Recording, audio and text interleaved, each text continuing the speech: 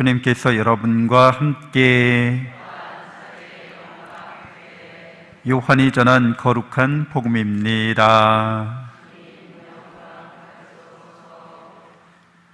하나님께서는 세상을 너무나 사랑하신 나머지 외아들을 내주시어 그를 믿는 사람은 누구나 멸망하지 않고 영원한 생명을 얻게 하셨다.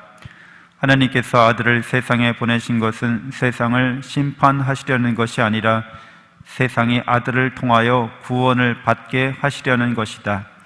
아들을 믿는 사람은 심판을 받지 않는다. 그러나 믿지 않는 자는 이미 심판을 받았다. 하나님의 외아들의 이름을 믿지 않았기 때문이다. 그 심판은 이러하다. 빛이 이 세상에 왔지만 사람들은 빛보다 어둠을 더 사랑하였다. 그들이 하는 일이 악하였기 때문이다. 악을 저지르는 자는 누구나 빛을 미워하고 빛으로 나아가지 않는다.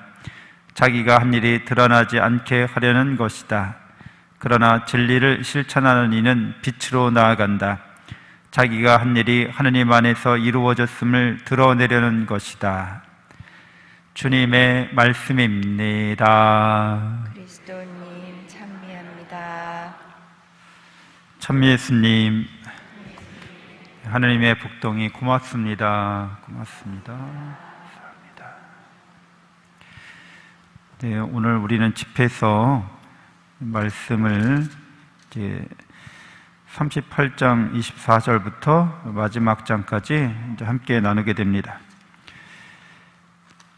집회서는 성문서라고 해서 이제 이스라엘의 지혜 문학이기도 한 거죠. 이스라엘이 획득한, 이스라엘이 전승받고 또 물려받은 지혜는 하나님의 말씀을 묵상하는 지혜이죠. 그래서 성경을 통해서, 율법을 통해서 그들의 지혜가 신약시대에 이르기까지 이렇게 전승되었습니다. 집회서의 저자는 이 지혜에 대해서 말할 때 그 지혜가 기능인들과 장인들과의 그 지혜와는 다르다, 이렇게 이야기하고 있어요. 그러니까 우리가 생활의 달인 같은 데서 보면 생활의 그 일상의 삶을 살아가면서 그 부분에 아주 도 같은 사람들을 보게 되죠. 그런 분들이 사회를 이루는 기능인으로서 아주 훌륭한 경지에 이르렀기도 했지만 실제로 우리 자신은 삶을 살아가는 데 있어서 그 이상이어야 한다는 거죠. 그래서 이것을 동양적 표현으로는 군자부기라고 그래요. 군자라는 사람은 그러니까 인간다운 사람이라는 거죠. 인간다운 사람은 아니부자에다가 기능기자를 씁니다. 그러니까 기구나 기능적인 그런 존재가 아니라는 거죠. 우리는 사회생활을 이루면서 각자 맡은 역할이 있죠. 그 기능이 있어요. 근데 그 역할과 기능을 충실히 이행하는 것으로 끝나지 않는다는 거죠. 인간다운 삶이라고 하는 것은.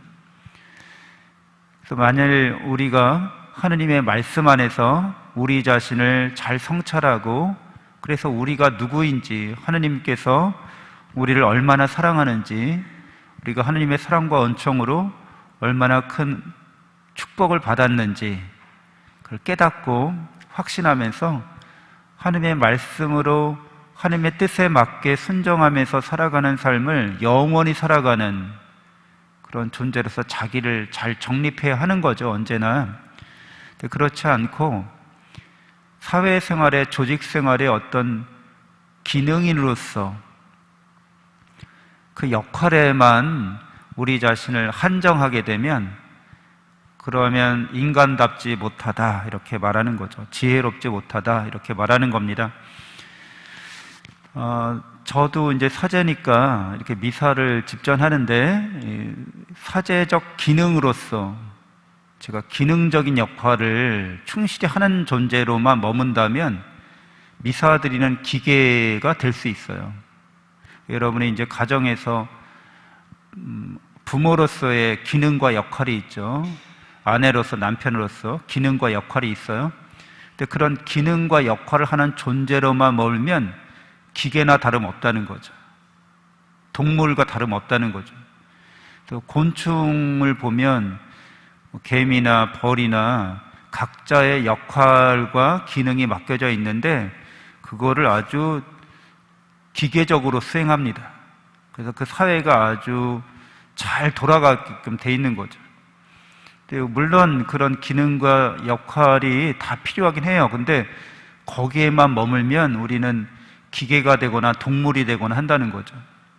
그러니까 인간은 하나님의 말씀을 묵상함으로써 하나님의 사랑 안에서 자기 자신을 사랑하고 가족과 이웃을 끊임없이 사랑함으로써 하나님을 점점 닮아가는 존재, 바로 기능인을 넘어선 존재인 거죠. 집회에서는 하나님의 말씀으로 지혜로운 삶을 살아야 하고 율법을 그래서 묵상해야 된다는 것을 이야기하면서 5부에서 42장 15절 이하에서 하나님의 영광을 찬양하는 게 그게 인간다운 삶이라는 거죠. 하나님을 닮아간다는 것은 하나님 영광스럽게 해드린다는 거예요. 우리가 자녀들이 잘 되면 부모님이 영광스러운 것처럼 우리가 잘 되는 길은 하나님의 말씀을 묵상하고 하나님의 말씀을 실천하면서 하나님을 닮아가는 게 하나님께 영광 드리는 그런 모습이라는 거죠. 하나님의 영광을 자연계 안에서 이렇게 찬미하는 그런 내용들이 쭉 이어지고요. 그래서 우리가 살고 있는 이 우주는 하나님의 말씀으로 창조된 것이기 때문에 하나님의 말씀으로 창조된 이 자연계에서 하나님을 찬미할 수 있는 존재는 우리밖에 없다는 거죠. 얼마나 신묘하고 오묘하게 창조된 것인지를 놀랍도록 경이로운 세계라는 것을 우리밖에는 알지 못한다는 거예요. 우리가 과학적인 지식이 없어서 그냥 이렇게 일상의 삶을 살아가는 것일 수도 있는데, 과학자들이 밝힌 바에 따르면 우주가 존재하는 것은 여러분이 이렇게 있다는 것 자체가 기적이라는 거예요. 아, 내가 뭐가 되면 뭐 기적이 일어나면 참 좋겠다. 그런 기적은 아무것도 아닙니다. 여러분이 존재한다는 것 자체가 있을 수 없는 기적이라는 거예요. 존재 자체가 축복이고 행복이라는 겁니다. 인생 사이 살다 보면 이런 고생 저런 고생하고 내가 너무 힘들고 어렵다. 여러분이 축복을 받았기 때문에 그런 것도 경험하는 거예요. 여러분이 하나님의 사랑과 은총에 대해서 깨닫고 믿는다면 여러분들은 기꺼이 감사하고 인내하면서 오히려 그것을 통해서 하나님께 영광 드리려고 하는 그런 삶으로 나아갈 수 있다는 거죠. 그래서 이어서 집회서에서는 이제 조상들에 대한 칭송 44장에 이렇게 이어지게 됩니다. 그러니까 인간계 안에서 하나님을 칭송하자는 거죠. 하나님을 찬양드리자는 거죠. 그래서 훌륭한 신앙의 조상들을 열거하고 있습니다. 그래서 쭉 열거하는 중에 이제 이러한 구약의 지혜 문학이 이제 신약의 복음서에 와 닿게 된다고 이렇게 말씀을 드렸는데, 특별히 이제 엘리야에 관한 칭송에 있어서 엘리야가 48장 9절 이하인데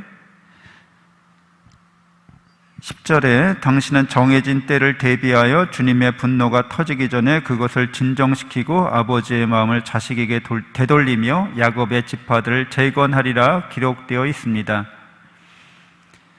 당신을 본 사람들과 사랑 안에 잠든 사람들은 행복합니다. 우리도 반드시 살아날 것입니다. 엘리야가 승천했잖아요. 그리고 여전히 살아있다는 거죠.